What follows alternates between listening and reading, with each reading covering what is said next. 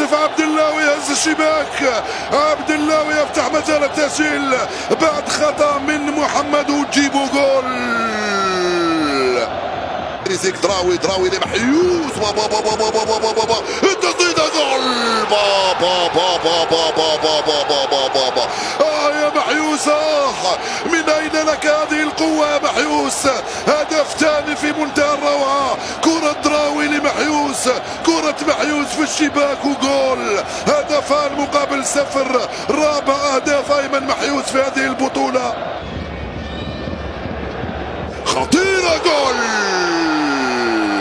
خطيرة من قندوز من يوسف العوافي فوق رأس محيوس الذي يسجل الثالث ويسجل 5 أهدافه في هذه البطولة. رائعة الكرة ورائعة الراسية.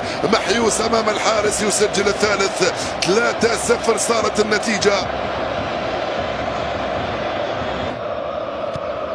كرة مرفوعة من بالخيتر وراسية جول.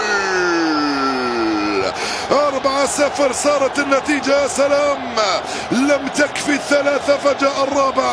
هل سجل بنيران صديقة هذا الرابع؟ فرحة كبيرة في المدرجات، ممتعة فوق أرضية الميدان. المباراة في القائمة الثانية باوش بالخيتر، موجود في القائمة الثانية باوش بالخيتر اللي طار مرة ثانية، مش بتسلل باليمنى، يلعب عرضية. الهدف ووضع تسلل.